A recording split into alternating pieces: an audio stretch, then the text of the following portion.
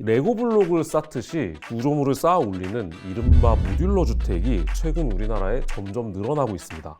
과장님, 지금 공사에서 어떻게 계획을 잡고 있나요? 네, 2026년 상반기를 목표로 동두천시 지행동 공영 주차장 부지에 25층 이상 약 200가구 규모의 모듈러 주택을 착공할 계획입니다.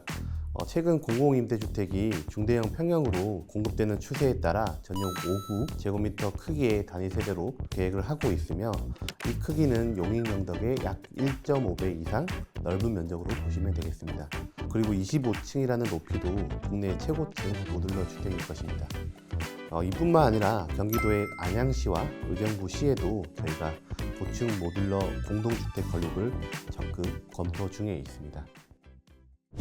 구독자 여러분, 안녕하세요. 금주머니TV입니다. 레고 블록을 쌓듯이 구조물을 쌓아 올리는 이른바 모듈러 주택이 최근 우리나라에 점점 늘어나고 있습니다. 인력도 적게 들고 빠르게 친환경적으로 지을 수 있다는 게 장점인데요. 일반인들에게 생소한 이 공법을 현장에 적극적으로 적용해 실험하고 있는 경기주택도시공사의 서현우 과장님 모시고 자세한 얘기 나눠보겠습니다. 안녕하십니까, 과장님? 안녕하십니까. 예, 아파트, 빌라, 오피스텔 이런 우리에게 익숙한 주택의 형태가 모두 영어로 되어 있는데 모듈러 주택이라고 하니까 되게 더 생소한 것 같아요. 이 모듈러 주택은 어떤 주택입니까? 네, 저희가 여기서 말하는 주택은 아파트를 뜻하고, 모듈러는 OSC 공법 중 하나인데 간단하게 표현하자면 레고 블록 쌓기입니다. 기존 아파트는 레미콘 차로 콘크리트를 갖고 와서 현장에서 직접 타설하여 건설하는 방식이었는데요. 모듈러 공법은 공장에서 70% 이상 사전 제작하여 건설 현장으로 운반 후 쌓아 올려서 조립하는 공법을 말합니다. 근데 건설 현장으로 가져와서 결국 조립을 해야 되는데 그럼에도 현장에 어느 정도 가설물 같은 건 있어야 되는 거잖아요. 그럼 현장에서는 어느 정도로 가설물을 만드는 거예요? 아까 질문의 답변에서처럼 일부 제작된 모듈을 현장에 가져와 부재간 용접 등 작업자들이 준공까지의 시공을 해야 되는 부분들이 30% 이하로 남아있기 때문에 가설물이 필요합니다. 추후에 모듈러 산업이 발전하여 공장 재정률이 높아진다면 현장에서 직접 공사하는 부분은 낮아지기 때문에 가설도 최소화하는 방향으로 갈 것입니다. 공사는 언제부터 이 모듈러 주택에 주목을 했는지 하고 왜 모듈러 주택을 점차 확대하려는 것인지 좀 궁금합니다. GH는 건설 산업의 현장 중심 시공 및 노동 집약적인 성향으로 인해 발생되는 불균형적인 시공 품질과 노동자의 고령화, 부족, 그리고 탄소 배출량의 증가 등의 문제를 타파하고자 모듈러 주택에 관심을 갖게 되었습니다. 그래서 17년도에 성남 하대원 행복주택을 첫 사업지구로 기획을 하였고, 용익영덕 행복주택은 작년에 입주를 했습니다. GH는 이러한 실적과 기술력을 바탕으로 앞으로 3기 신도시 등 모듈러 주택 건설을 좀 더 확장하고자 합니다. 자, 그럼 저희 금주머니TV가 다녀왔던 경기주택도시공사의 대표적인 모듈러 주택 용인시 영덕동 경기 행복주택을 잠시 살펴보는 시간을 갖도록 하겠습니다. 자, 한번 가보시죠.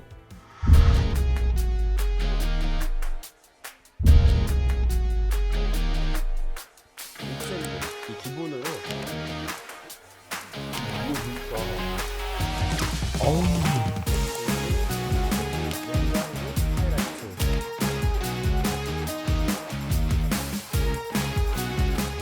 여러분, 이렇게 훌륭한 주택이 단돈 월세 5만 원입니다.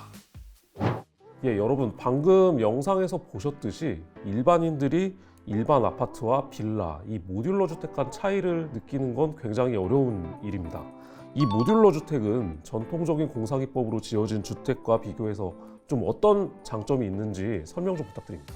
네, 무엇보다도 가장 큰 효과는 생산성과 품질 향상입니다. 현장에서는 기후 요인을 많이 받기 때문에 생산력이 저하되고 균등한 품질 시공이 어려운 반면에 공장에서는 환경의 제약이 없이 생산성과 품질이 제고될 수 있습니다. 이로 인해 공사 현장 노동 인력과 안전사고 발생률을 크게 줄일 수 있고요. 공사 기간을 30% 이상 줄일 수 있다 보니 탄소 배출량도 감소가 되어 정부의 탄소 중립 정책에도 부합하는 미래형 건설 공법이라고 할 수 있습니다. 모듈러 주택이 현장에서 많이 채택되려면 좀 보완해야 할 점이 좀 적지 않다고 하는데 의외로 일반 건축보다 비용이 많이 들고 이 층고를 높이거나 평면을 다양하게 구현하는 데는 한계가 있다고 하는데요. 과장님, 이 공사에서는 이런 한계점을 어떻게 좀 보완하고 있어요? 네, 맞습니다. 기자님이 잘 알고 계시네요. 아직 모듈러 주택 산업은 시작 단계입니다.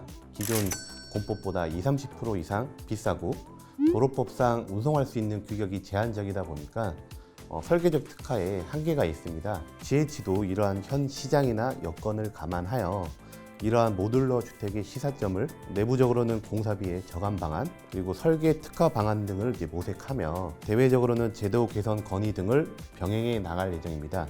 이런 방향의 일환으로 공공이 선도할 수 있는 그리고 실현할 수 있는 부분을 중점적으로 추진 전략을 만들어서 로드맵을 발표하였습니다. GH는 이 로드맵에 지속 가능하고 예측 가능한 공급의 물량, 각종 제도적 개선, 그리고 더 나아가 모듈러 산업 발전을 촉진시키기 위한 기술 공모전, 그리고 마지막으로 모듈러 친화 발주 제도 개선 등 다양한 각도에서의 실행 계획을 수립을 하였고 2025년도부터 하나씩 실천해 나갈 계획입니다. 제가 다녀왔던 이 경기 용인시 영덕에 있는 모듈러 주택이 13층짜리였는데 곧 훨씬 높은 모듈러 주택이 착공된다고 합니다. 세대 면적도 훨씬 넓어진다는데요. 과장님, 지금 공사에서 어떻게 계획을 잡고 있나요? 네, 2026년 상반기를 목표로 동두천시 지행동 공영주차장 부지에 25층 이상 약 200가구 규모의 모듈러 주택을 착공할 계획입니다. 최근 공공임대주택이 중대형 평형으로 공급되는 추세에 따라 전용 5구 제곱미터 크기의 단위 세대로 계획을 하고 있으며 이 크기는 용인 영덕의 약 1.5배 이상 넓은 면적으로 보시면 되겠습니다. 그리고 25층이라는 높이도 국내 최고층 모듈러 주택일 것입니다. 이뿐만 아니라 경기도의 안양시와 의정부시에도 저희가 고층 모듈러 공동주택 건립을 적극 검토 중에 있습니다. 이 모듈러 공법으로 지어진 주택이 모듈러 주택인데 저도 이번 방송 준비하면서 좀 공부를 해보니까 아직 우리나라에서는 주택에만 이 공법이 적용이 되는 것 같습니다.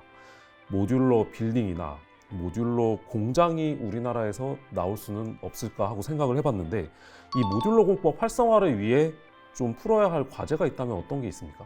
네, OSC 공법 탈현장 건설의 핵심인 모듈러를 미래산업 혁신 생태계 육성 전략의 하나로 채택하고 발주 제도 및 설계 기준, 인허가, 그리고 자격 및 품질 인증 등 제도적 기반 마련이 필요한 상황입니다. 아직까지는 LH, SH 그리고 GH 공공주택에만 적용되는 실정이고요. 싱가포르와 영국은 OSC를 건설산업 혁신 전략으로 채택을 하고 공공사업에서 OSC 활용 일정 비율 의무화를 시행하고 있습니다. 우리나라는 활성화 전략이 부재한 상황에서 모듈러 건설에 대한 공공발주기관의 투자 심의 등 장벽이 너무 높은 상황입니다. 따라서 정부와 지자체가 모듈러 건설 적용 시 용적률의 완화, 설비 투자에 대한 세제 혜택 등 인센티브를 제공하여 기업의 참여를 적극 유도해야 한다고 생각합니다. 지금까지 경기주택도시공사 서현우 과장님을 모시고 모듈러 주택에 대한 자세한 이야기를 나눠봤습니다. 경기주택도시공사가 지금 국내에서 모듈러 주택 확산을 위해서 굉장히 선도적인 역할을 하고 있는데 이런 노력이 주거 취약계층의 삶의 질 개선과 주택시장의 전반적인 발전으로 이어졌으면 하는 바람입니다. 구독자 여러분, 다음 이 시간에도 유익한 정보를 갖고 찾아뵙겠습니다. 오늘 도움 말씀 주신 서현우 과장님 수고 많으셨습니다. 감사합니다. 감사합니다.